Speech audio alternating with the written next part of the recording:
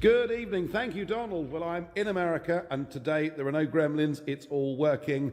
But it's Scotland, isn't it? It's that Nicola Sturgeon that seems to, and maybe you think what she said is absolutely fantastic, that they ought to. Tomorrow, Scottish Parliament ought to vote for Scotland to have another referendum and then pressure Mrs May into allowing it. There is another point of view.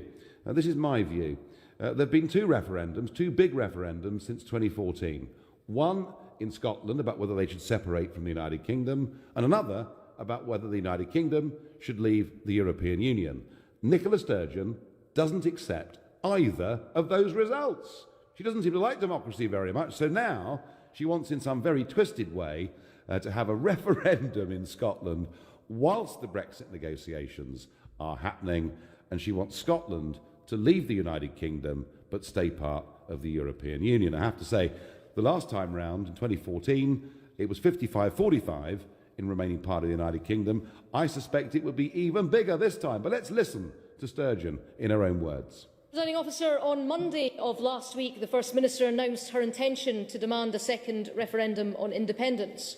On Saturday of last week, the First Minister used her party conference speech to demand a second referendum on independence. And today we meet here to debate the SNP's demand for a second referendum on independence.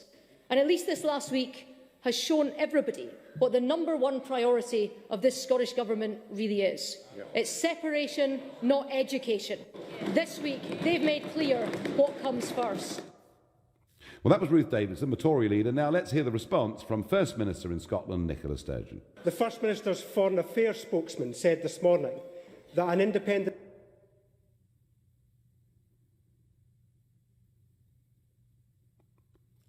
understand why many people do not relish the prospect of another referendum on a major issue within the space of a few years. That is something that weighs heavily on me. However, the alternative to planning now is simply to drift through the next 2 years, hoping for the best while fearing the worst. Well, I have to say, there is no demand for a referendum in Scotland. In fact, 65% plus in the recent opinion polls do not want a second referendum. And wouldn't it be hugely obstructive and difficult, whilst the Prime Minister is going through the Brexit negotiations, to have another, I think, wholly unnecessary referendum north of the border? So I'm asking you the very simple question: should Sturgeon be allowed to have a referendum before these Brexit negotiations have ended? I really don't think so, but perhaps somebody can convince me. Perhaps Paul in Stoke can tell me that I'm wrong. Paul, good evening. I think you're wrong, Nigel, because she's doing her best for the people. May didn't want Brexit. She didn't want it, but she's forced down that way now. But let me tell you, for the average guy, this is not the Nigel Farage club that you're going to get everyone saying how wonderful you are. For the average guy, I'm not expecting it, Paul. It happens, Nigel. I hear this programme. Nigel, for the average guy, inflation, it's rising. We're struggling. Food's going up. And I'm getting nothing from this Brexit. Absolutely nothing. My life and the average person out there is going to get worse. For my kids, this is it. And the one question, Nigel, I always want to ask you this. Do you regret this? Because you spent so much of your time going on about this. Do you regret this? Because no, what I'm really pleased about, Paul, and I'm in America, and I've been with Chambers of Commerce and Rotary clubs over the last few days, some of the biggest in the whole of the USA. I'll tell you what I'm pleased about, Paul, the fact that these guys want to do trade deals with us, with cross-investment and jobs, more jobs for both of our countries. So we have made an historic and great decision. But my question, Paul, is to you, and the question of the show, we'll discuss Brexit maybe next Wednesday. Should Sturgeon be allowed to have another referendum on separation from the UK? Of course she should be, because she's a decent person trying to do the best, because she knows what a nightmare this is going to be. And she has got the morals to stand up. She has got the morals to stand up, even if it goes wrong, to say, do you know what? This is not right. I'm always told, I'm a Ramon in the 48%, but I've got nowhere to go. I'm telling everyone's saying to me, oh, this is your country back. Yeah, but you're not 48% now, are you? Because actually the last opinion poll showed 68% want the country to get on with Brexit.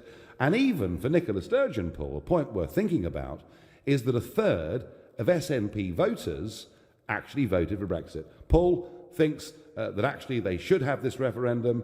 Paul thinks the EU is a great thing. He is a Sturgeonite from Stoke. That's fine. I wonder what Graham in Hay-on-Wye has to say. Hello, Nigel. It's very good to talk to you. Good evening. What Paul said is totally wrong. He thinks that Nicola is trying to protect her people. I'd like to try this argument out with you, Nigel, see if logically it makes sense.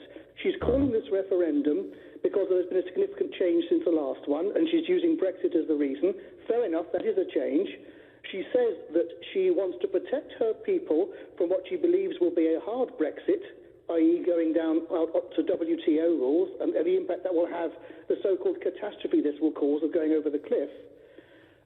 When she was asked at the weekend, why are you turning your back on your largest customer, the UK, England, etc., she glibly said that she's sure because England wants trade with other countries, free trade, should they do the same with her? That's a big assumption to make, but that's what she says. But taking her argument through, if she gets what she hopes for and what assumes is right, i.e. we do have a hard Brexit, she gains a referendum and she wins it, and she gains entry into the European Union, which is all a lot of assumptions, but assuming she's right in her goals, she'll end up in an organisation that has to trade with her largest customer, i.e. us, on WTO rules. And that will cripple her, as people. Like it? Well, it does. I mean, I have to say, Graham, there were quite a few assumptions within that argument. But yes, why would you want to put yourself even further away from your biggest trading partner if your argument about being in the EU is that it's good for trade? It is illogical. It doesn't make sense. And I have to say, Graham, you know, the SNP's economics, I mean, goodness me, the whole thing was based in 2014 that oil would keep Scotland financially afloat. But it was based on oil at $113 a barrel. I don't think, Graham, they get economics. I totally agree with that. Those are these other fundamentals, like what currency they're going to use and what they're going to do for money, other issues, and what bank they're going to use. I totally agree with that. Those are the fundamental ones. But the logic of our argument, using Brexit as the excuse, I don't think stacks up. And people should challenge her and say, what happens if you end up in the European Union dealing with us on WTO rules? I think that's a great question, and I really hope, Graham, that the next time she does a press conference up in Edinburgh, that some sharp-eyed journalist who's listened to what you've had to say asks her exactly that question. Graham, spot on. I enjoyed that. What is the view from Glasgow, Julie? Do you want another referendum? Absolutely no way. This was the first time I've ever voted for SNP, and I'll never vote them again. I'm sick of hearing their voice. Where is the true vote?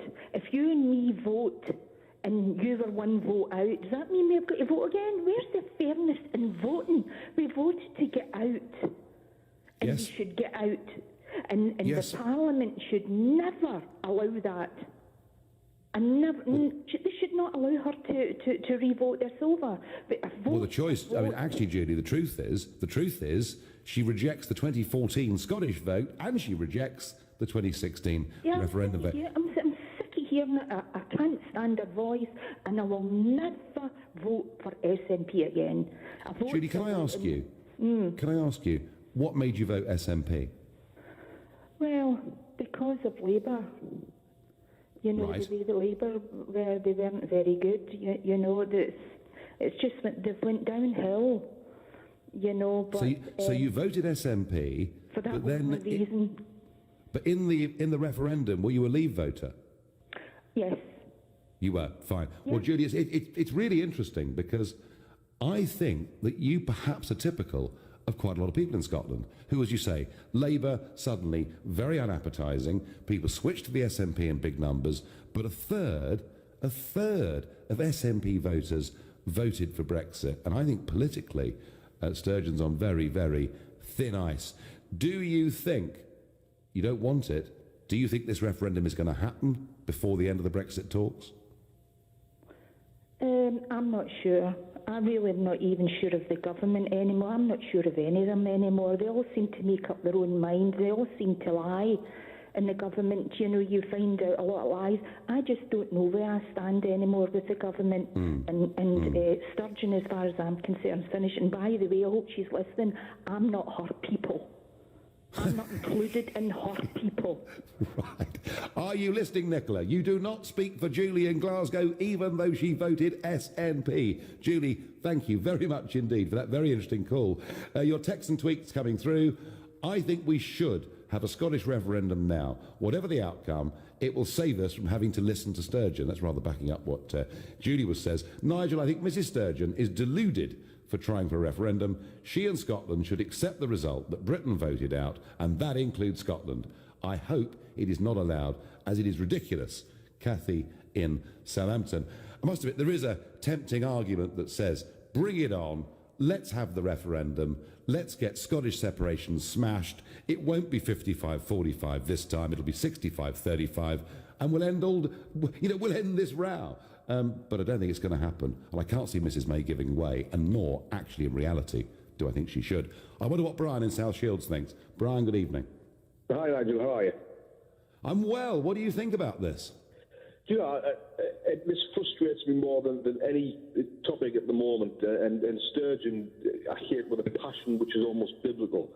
But I wish we would have a Prime Minister that would have a pair of cojones and say to this woman, you're a glorified councillor with the United Kingdom. You're part of the United Kingdom.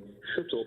We'll get on with the job. However, that said, if she wants a referendum, as she is part of the United Kingdom, and it would be a materialistic change to the other three parts of the United Kingdom, let's have the referendum, but everybody gets a vote.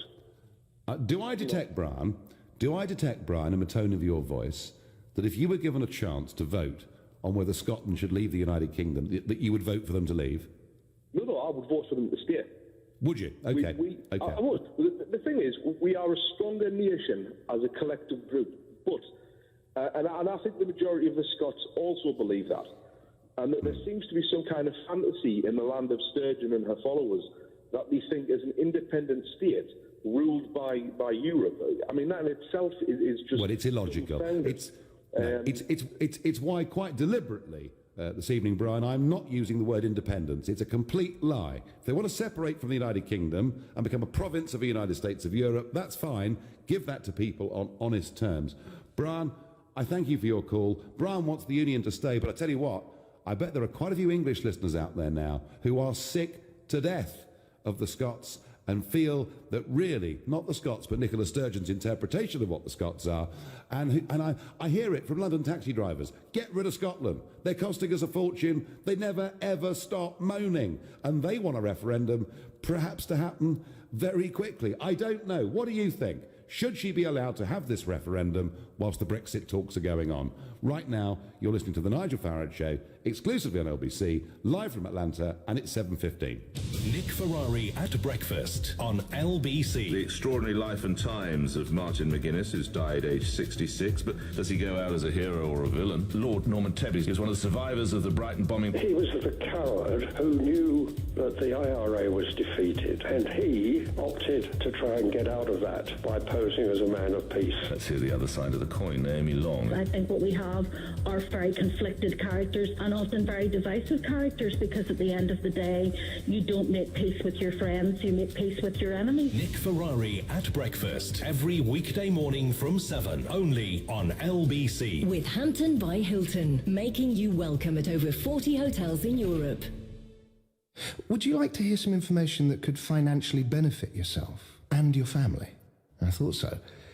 You seem like the sort of person who puts their loved ones first, someone who could be drawn in by the emotional manipulation of an investment scammer. At the Financial Conduct Authority, we're committed to keeping you safe. So if you've been offered an unsolicited investment opportunity, be a scam smart investor and check the FCA warning list of firms to avoid at fca.org.uk/scamsmart. When it comes to finding something new, you can start the conversation at Hello You. Sign up and browse profiles for free at helloyoudating.com and start the conversation today. Your business is growing. Fantastic.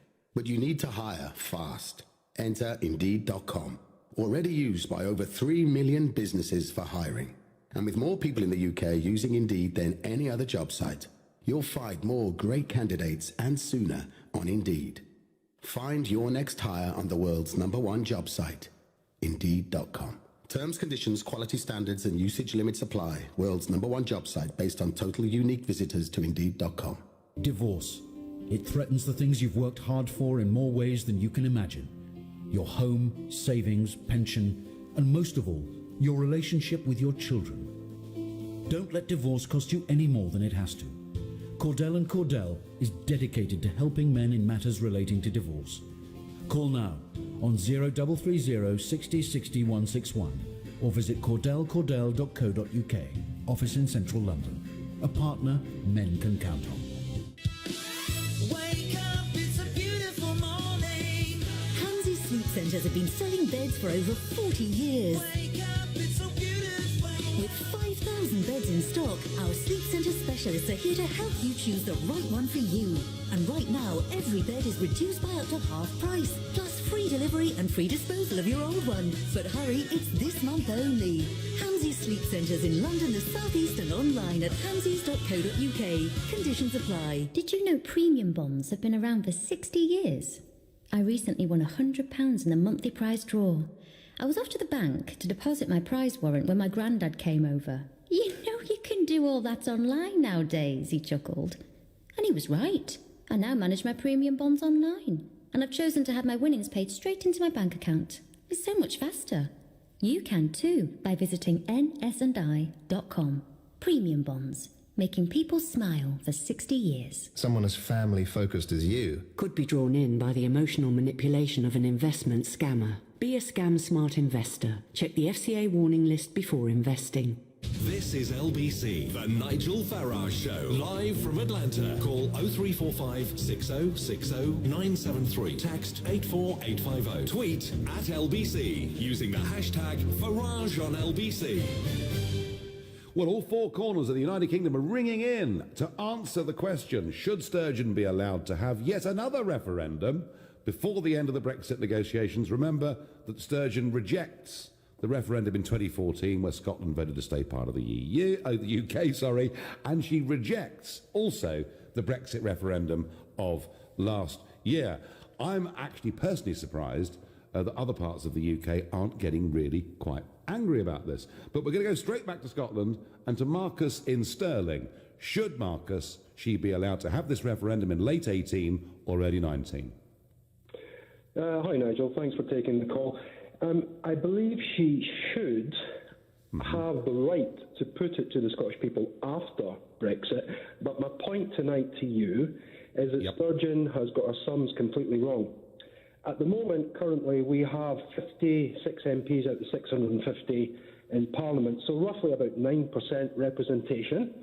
And the EU, now you can keep me right on the figures, at the 766 MEPs, God bless them, we have 3 SNP.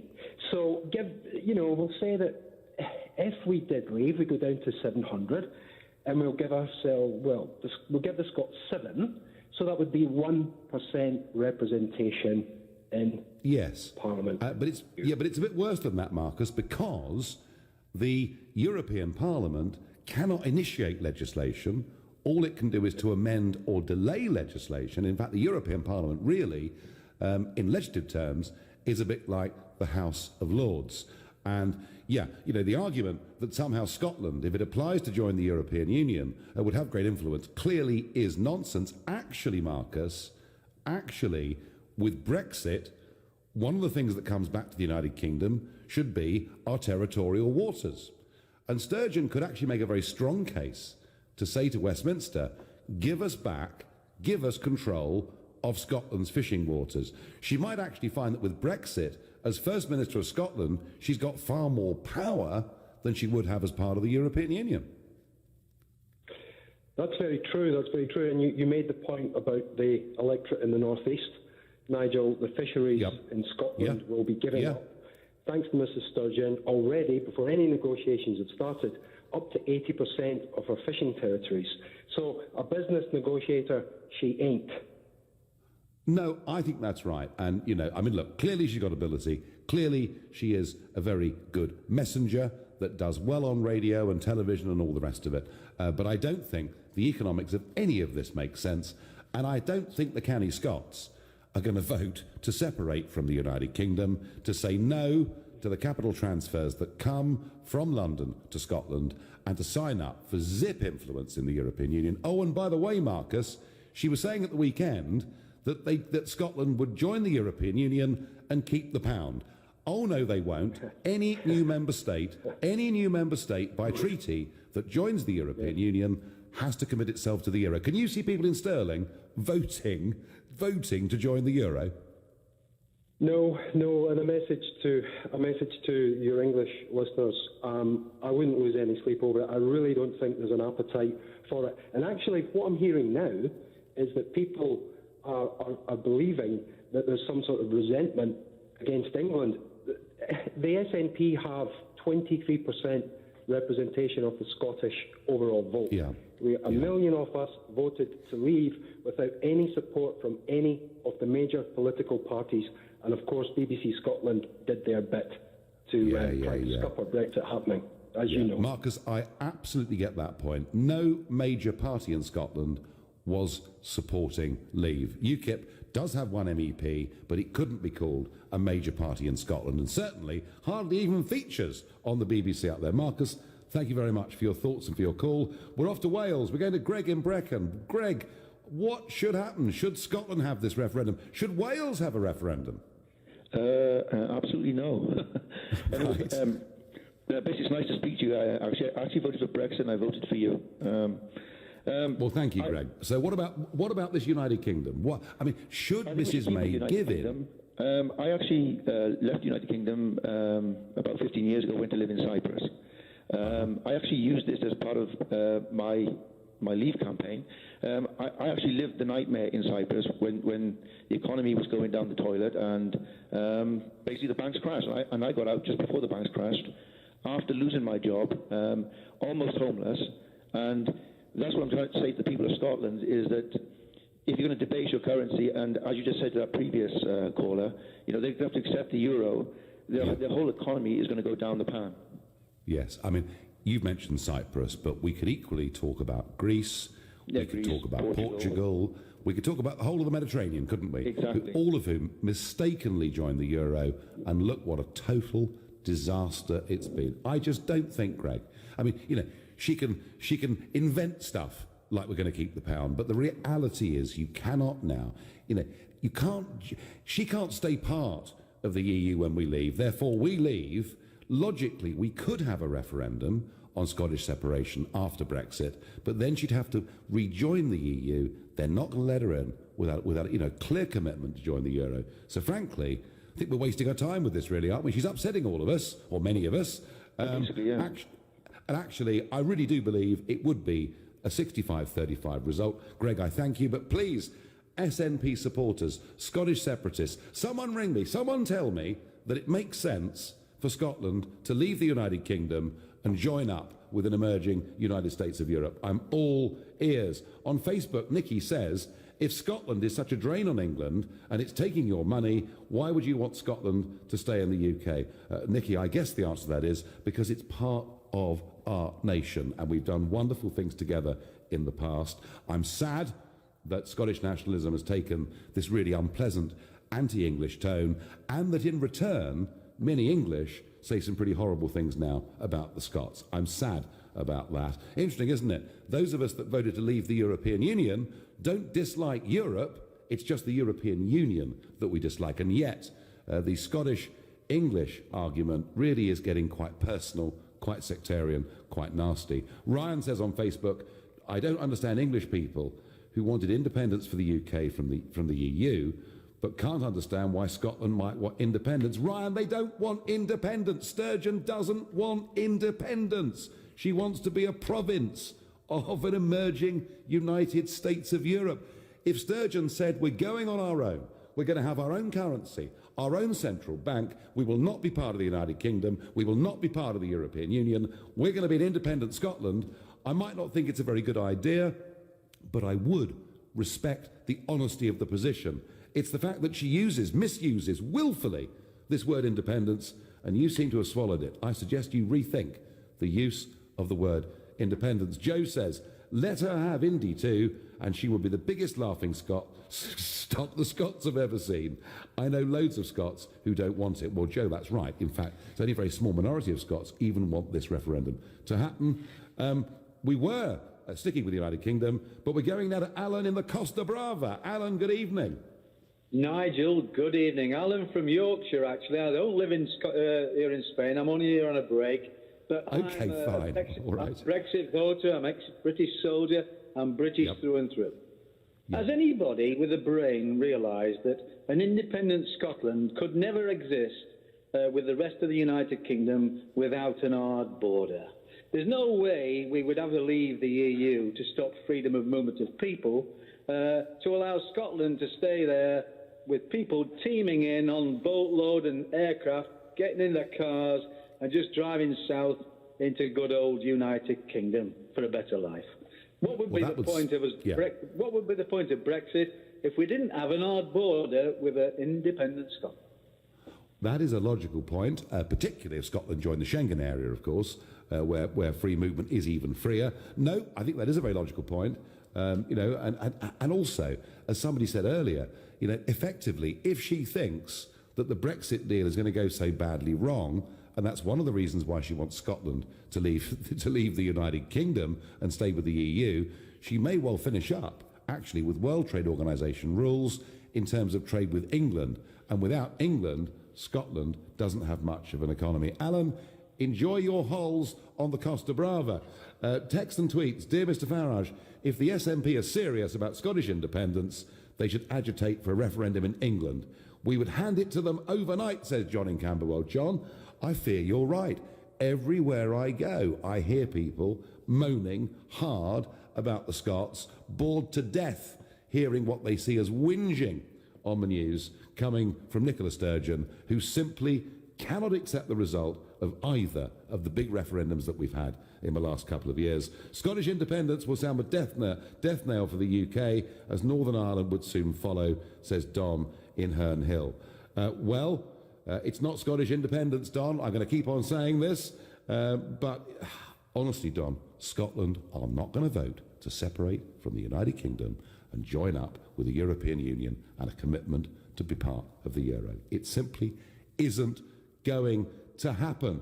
Please call me. Tell me I'm wrong. You're listening to The Nigel Farage Show exclusively on LBC. It's 7:30 and time for the news with Rupert Bartier. Passengers flying to the UK from a number of countries are being banned from carrying most electronic items in their hand luggage. It affects all direct flights coming from Turkey, Lebanon, Jordan, Egypt, Tunisia and Saudi Arabia. The body of Martin McGuinness has been brought to his hometown of Derry in Northern Ireland. The former IRA commander and Deputy First Minister died overnight at the age of 66.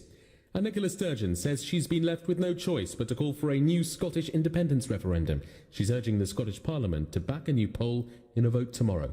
LBC weather. A mix of rain and frost into the evening, a low of -1 Celsius.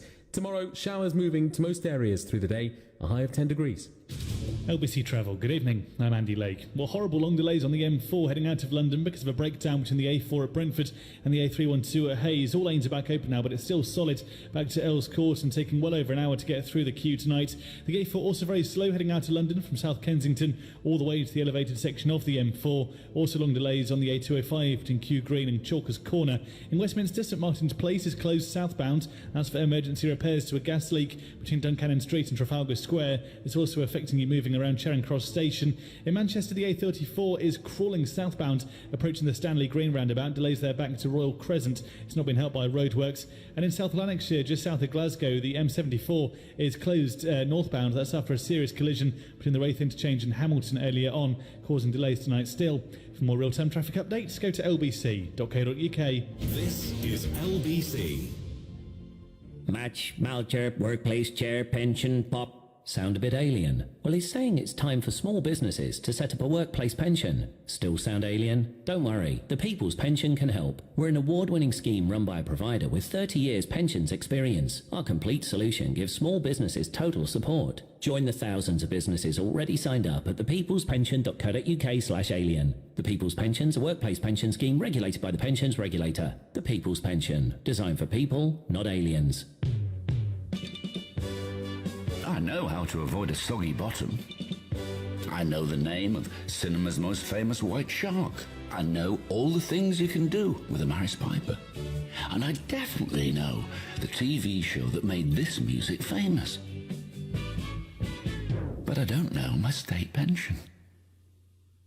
There's a simple way to find out when you can get your state pension and how much it'll be. Search Your State Pension and get to know yours. On the 25th of October 2016, the government announced Heathrow as its preferred scheme for new airport capacity in the southeast. A national consultation is now underway to discuss what happens next. Go online to find out more. More about what expansion at Heathrow Airport may mean for the United Kingdom as a whole. And more about what it could mean for your own region. And quite simply, to have your say. Search Heathrow Airport expansion. Show your mother that she really is the best. Sing her flowers and she'll feel forever blessed. Go on, be a super daughter. You know you really ought to sing her flowers that pass the mummy test. Order beautiful Mother's Day flowers at zingflowers.com and save 15% with discount code MUM. Zing flowers are amazing every time. Hurry, only 4 days to go for delivery on Mother's Day. Do you have a pension? Maybe you've got more than one. How do you know if they're in the right pension funds, making as much money as possible for your retirement? Answer is, you probably don't. At the Pension Works, our fully qualified independent financial advisors could add instant value to your retirement fund. Simply text the word YES to 83222 for your free Pension Works health check. That's YES to 83222 today. Your pensions working harder with the Pension Works. Do you feel that? It's time. It's time for family. It's time for beaches, for relaxation, for that new swimsuit. Time to splash and discover and create memories. Book now with thousands of seats at £29 one way. It's time to forget time. It's time to holiday with Monarch. Fly to Spain, the Canaries, Portugal and many more. Book now at monarch.co.uk. Terms and conditions apply. See monarch.co.uk for details. This is LBC, the Nigel Farage Show, live from Atlanta. Call 0345 6060 973. Text 84850. Tweet at LBC using the hashtag Farage on LBC. Is Nicola Sturgeon driving you mad? Because she won't accept either the Scottish referendum of 14 or the Brexit referendum of 16, and she wants to have another referendum before the Brexit process is over. Should she be allowed to do that? Some strong views coming in on that from all over the United Kingdom. But first, interesting story, 70 MPs have written to Lord Hall, the BBC's boss, saying that the organisation, since Brexit, has been completely unable to accept new facts and to even at any point present Brexit in a positive light. The letter was put together by a Tory MP called Julian Knight, who himself had campaigned to stay in the EU, but he does say that the BBC has suffered a collective nervous breakdown. Poor lovies. It must be awful for them, mustn't it? We voted for independence. I say well done to those MPs. I think the BBC were very good during the referendum itself, that they've been truly appalling ever since. And it's not just the politics programmes. Even the food programme is saying because of Brexit, we may not be able to source the foods that we currently eat and enjoy. The more contentious issue, perhaps, than that today is the death, age 66, of Martin McGuinness, and perhaps the response to it. The Prime Minister said that he played a defining role in leading the Republican movement away from violence. In doing so, he made an essential and historic contribution to the extraordinary journey of Northern Ireland from conflict to peace. Jeremy Corbyn says that Martin McGuinness was a great family man, and my thoughts are with them. Former Prime Minister Tony Blair says, I'm very sorry to hear of Martin's death. And elsewhere on the media, from commentators, there is a whole heap of eulogies. Not everybody's pleased. A former soldier, Mr. J. Williams, who lives in South Wales, has actually sent his medals back. He's so unhappy at the condolences coming out of everyone. And we've also had Lord Tebbit, of course, making the very key point. Yes, it may well be true that Martin McGuinness did play a big role in the peace process, and he, getting together with Ian Paisley, who I knew reasonably well. It was a remarkable sight. And yes, peace is better than war and violence and terrorism. I suspect one of the reasons McGuinness went for peace is because, frankly, British security had the IRA completely and utterly beaten, and they had nowhere else to go. But I think it's wrong. I think it is completely wrong to talk about McGuinness's life, to forget that at no point did he offer any apology at all for the murders that he was directly involved in. And I think it is important when you sum up anybody's life that you say the good things, but you also say the bad things about them too. And I feel there are sort of mass positive eulogies about Martin McGuinness conveniently sweeping over the fact that he was a senior commander of the IRA. And indeed, he himself fired the first shot on Bloody Sunday. To return to our theme, Scottish separation. Nicola Sturgeon wants another referendum. I really don't think, however the Scottish Parliament votes tomorrow, that Mrs May should accede to that. I think it would get in the way and confuse the Brexit negotiations. And what on earth would Brussels think? Who would they actually be talking to? Who would they be dealing with? It's ridiculous. Scotland voted to stay part of the United Kingdom. The United Kingdom voted to leave the EU. If she's really not happy with Brexit, then once it's completed, perhaps then would be an appropriate moment for the second referendum on Scottish separation to get a crushing defeat. That's my view. What does Tony and Fareham think? Tony, good evening. Yes, good evening, Nigel. I think you're absolutely right when you say that she's making people very angry. Me, yes. For one, I have a great deal of affection for the Scottish people, as do most sensible English people. And they realise I voted for Brexit because I could see what's happening in the rest of Europe, especially the southern parts of Europe, Portugal, Spain, Italy, etc., etc., Greece, who've got 50% unemployment. People would want to be a part of that. So my question to the Scottish people is please don't believe any of this rubbish that you're being told, and just put your thinking caps on and look across and see that most of the people, especially in countries like Greece, would give their right arms to swap places with you. They're just Tory haters, despite the fact that 1,500 jobs went down here in Portsmouth and went up to Rosyth to finish off the aircraft carriers. And they've just been awarded the contract for the new Type 26 frigate, which is going to secure Scottish jobs for the next 20 years. Scottish jobs, not English jobs, and that's making a lot of people very, very angry, really, because. So Tony, let me ask you. What do you want from us?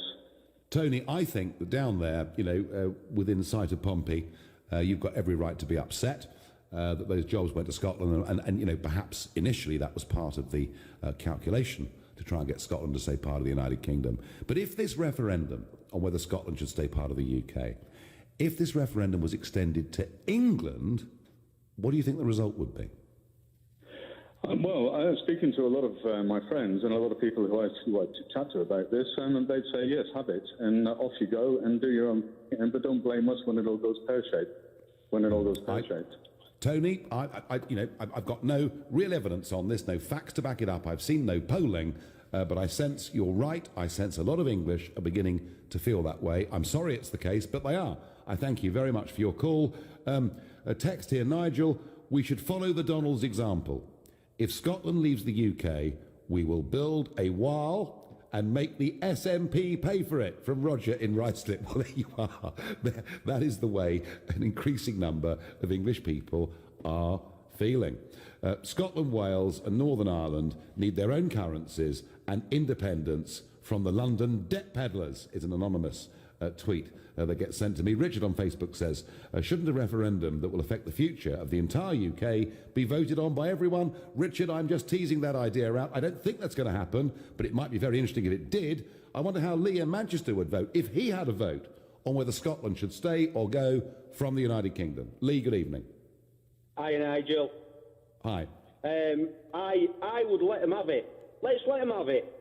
Give them it now. Don't wait till we've got the best deal, what we're going to get, and say, there you go, this is our deal, and let them jump on and eat the cream with the cherries. Let's give it them now, within the next 2 months, get it over and done with, and that's that. And write it in for them to say you can't have another one for at least another 50 years. Just 50, I think the Scots, I go up to Scotland quite a lot, and the Scots hate Sturgeon, and they want to stop with us. Let's let them have it, let's get it over and done with, end of. Mrs May, give it to her. Right. Lee, I do take the point that if Mrs May was to concede a referendum, it would need to happen very, very quickly indeed. We are triggering Article 50 next Wednesday, at last. Please, I didn't hold my breath. And we will then begin negotiations. Sadly, I don't really think we're going to have serious negotiations for quite a few more weeks, maybe even a couple of months. So, Lee, your point has some merit.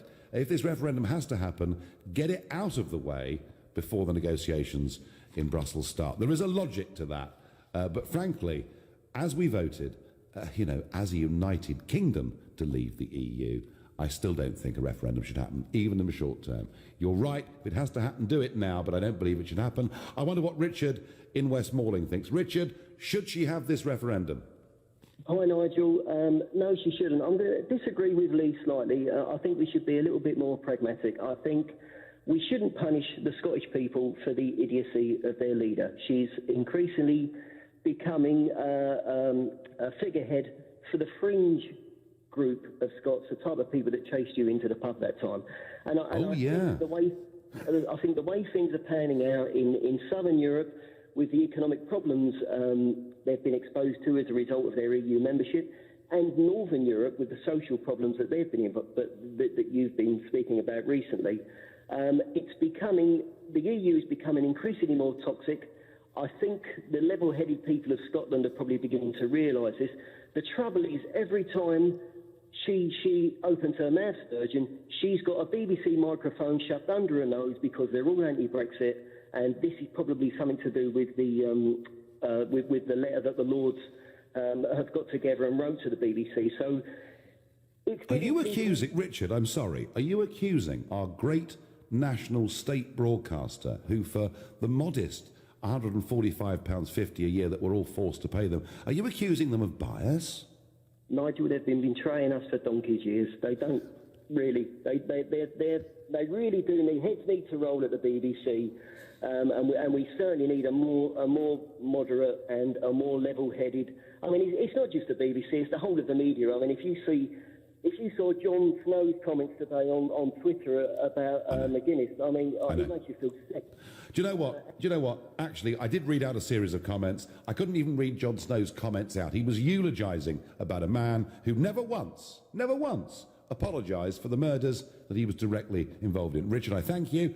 Right now, you're listening to The Nigel Farage Show, exclusively on LBC from here in Atlanta, USA, and it's 7:45.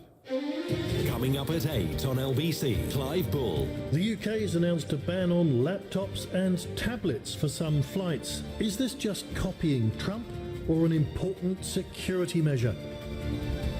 Clive Bull on LBC. On the 25th of October 2016, the government announced Heathrow as its preferred scheme for new airport capacity in the southeast. A national consultation is now underway to discuss what happens next. Go online to find out more. More about what expansion at Heathrow Airport may mean for the United Kingdom as a whole. And more about what it could mean for your own region. And quite simply, to have your say. Search Heathrow Airport expansion.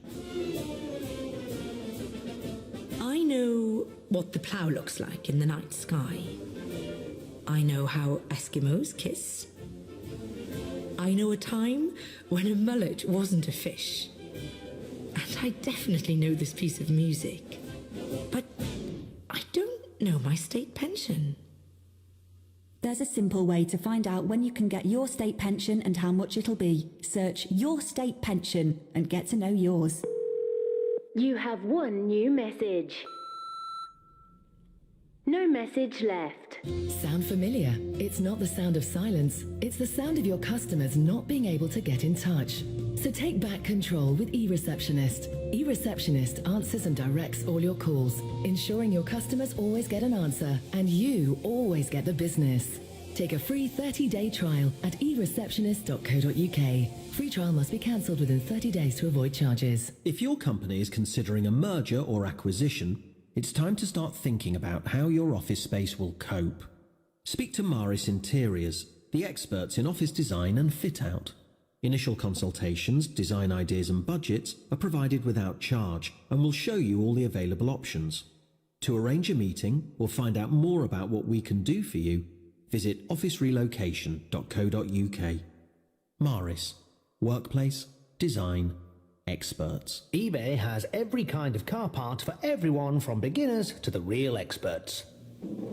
Well, that should stop them squeaking. Brake pads. And that's the engine sorted. Motor oil. And that's the handling taken care of. Alloys and tyres. And that means I've saved myself a few quid. 12-foot snooker table for the spare room. Shop eBay's unbeatable selection of car parts and accessories. The ultimate fix the car like a hero shop. Did you know premium bonds have been around for 60 years? I recently won £100 in a monthly prize draw. I was off to the bank to deposit my prize warrant when my granddad came over. You know you can do all that online nowadays, he chuckled. And he was right. I now manage my premium bonds online. And I've chosen to have my winnings paid straight into my bank account. It's so much faster. You can too by visiting nsandi.com. Premium bonds, making people smile for 60 years. The Nigel Farage Show, live from Atlanta, only on LBC. Is Nicola Sturgeon driving you bonkers with her call for yet another referendum because she couldn't accept the last one in Scotland, or indeed the result of Brexit, or indeed is she bringing you great hope? Do you think it's time Scotland broke away from the United Kingdom and fully signed herself up to Europe, or are you an English voter who simply had enough of the Scots moaning? Either way, the other issue that we are talking about this evening is the reaction to the death of Martin McGuinness, and so many prominent figures in our society sending their condolences. Well, fair enough, but not actually making mention of some of the awful things that he did. And I mentioned earlier that a Mr. Williams, Jonathan from Pontypool, had in fact returned his General Service Medal. So disgusted is he. And we've actually got him on the line. Jonathan, could you please tell me, why have you sent back your medal? Good evening. Hands across the ocean, Nigel. Right, thank you. Come on, Jonathan, what have you done? Yeah, very quickly. I've sent it back. I've just been disgusted by so many things about what I've heard today from the entire effete political class who seem to think that this man is warranting virtual sainthood. But what really annoyed me and has made me very sad, and I'm sure it's not because of the Queen's real thoughts on this. For goodness sake, she's lost members of her own family, hasn't she? Yes. I think she's been very, very badly advised to send condolences to this wretched man's family, McGuinness, and if she hadn't done it, the world wouldn't have stopped turning. The peace of Ireland wouldn't have changed any different. I think she's been very, very badly advised to do this. At the end of the day, the servicemen who went to Ireland to help protect the people of Ireland from a gang of vicious psychopaths, because that's what Martin McGuinness and the people he operated were psychopathic killers. They weren't freedom fighters. These are the people. There were, Jonathan, to be fair, psychopathic killers on both sides, weren't there? Well, of course there were. There were probably one or two in the British forces, I guess. But, you know, they're in all walks of life. But obviously, psychopaths get attracted to where they can do the damage the most. And, of course, you had things like the Le Mans bombing, restaurant bombing in 1978, where 19 innocent people were incinerated on the command of McGuinness. And what was their crime? They happened to be there having an annual general meeting of the local Border Collie Society. Did you ever hear him apologise for any of this? Because I didn't. He never apologised for it. He never recanted this. And this is the sickener, you see. This man has gone to his grave knowing where the bodies are buried. And I think we'll never know where they are buried now. I think Norman Tebbit, Jonathan, feels very like you do. I think it is. It is possible, of course, for people to reconcile. It is possible for people to forgive. But it's very difficult to forgive, and it's very difficult to say nice things about a man who did appalling things and at no point ever apologised for any of it. Jonathan, you must feel incredibly strongly about this. I'm not going to comment on the Queen herself, but I do feel that many other supposedly responsible people in society have said very, very positive things about the last 20 years of Martin McGuinness's life and made no mention of what happened in the previous 30. And Jonathan, I do think that's wrong, and I thank you very much for your call. Back to Nicola Sturgeon, back to should she be given a second referendum. The Scottish Parliament will vote on this tomorrow. Almost certainly they'll vote in favour, but it'll be up to Mrs May. Should Mrs May grant that second referendum at the end of 18 or early 19, whilst we're negotiating the Brexit process? And I wonder what Sarah in Dagenham makes of that proposal. Hello, Nigel. Hi. Hello. I was just wondering, bearing in mind, I believe the Scottish referendum was 2014, wasn't it? It was, yeah. Yep, and the British referendum vote, you know, for the Conservative vote was 2015. Yep. And then, so the referendum vote was 2016. That's the precise timeline, yes. Thank you. Right, okay. So, bearing in mind, now, about the Brexit referendum, you'd have demanded a second referendum if the vote had been so close. No, wouldn't have got one for 25 years. Wouldn't have got one for 25 years. No, but you did ask for it. You did say that that's what you'd have asked for, didn't you? Actually, I didn't. I said there are many inside the Conservative Party who will be irreconcilable. But would I have been asking for another referendum on the EU? No, it would have been completely whistling in the wind and a waste of time. Okay, well, fair enough. All right. Don't you think, though, that you could empathise with Nicola Sturgeon just a little bit? I find it hard, but go on, why should I? Well, because bearing in mind, as I said, you did say that if the referendum vote had been really, really tight the other way round, you'd have said another referendum would have been necessary. Well, I'm not going to argue on that point with you. I didn't. I said there are some that would. I wouldn't be one of them. It would have been a waste of time. But, Sarah, isn't the point that she doesn't accept the result of the 2014 Scottish referendum on separation, nor does she accept the 2016 referendum on Brexit. So I'm beginning to get a bit tired of this really ridiculous, convoluted argument where she says she wants to be out of the UK, part of the European Union, and she still uses the word independence. I am a little bit impatient with that. I understand that completely, but what I'm saying is, don't you think that you could empathise with her just a little bit, in honesty? Come on. Well, I tell you what I think. I think that once Brexit is completed, then I think the Prime Minister could well say to Nicola Sturgeon, OK, you can have another referendum on separation, but to do it, to allow this massive distraction whilst we're negotiating and whilst we're setting ourselves up, not just with Europe, but actually with the rest of the world too. The most important decision, political decision we've ever taken in our lifetimes, we cannot allow a domestic, internal referendum to put us off course. So, Sarah, if I have any sympathy, it would come later, after 2019, but certainly under those circumstances before. Carl on Facebook's being really helpful. He says, why doesn't Sturgeon hold a referendum on holding an independence referendum in 2018? That is the only fair way of proving the Scots actually want to have one. I'm sure the UK government would accept that, but of course Sturgeon wouldn't take the risk. Stevie in Berwick says, not all Scots want independence. We proved that last time round. A tweet here, what happens when Sturgeon loses that vote? Will there be a third or a fourth or a fifth one? Asks Tony. I think the answer has to be yes. I'm not sure Nicola Sturgeon accepts any results of referendums. I wonder what Richard in Wanstead thinks. Richard, should she have a referendum? Hello, Nigel. First of all, may I say I am a big fan of yours, and I think you're the best Prime Minister this country never had. Well, okay. I don't know about that. Right. I don't know about that. But what about the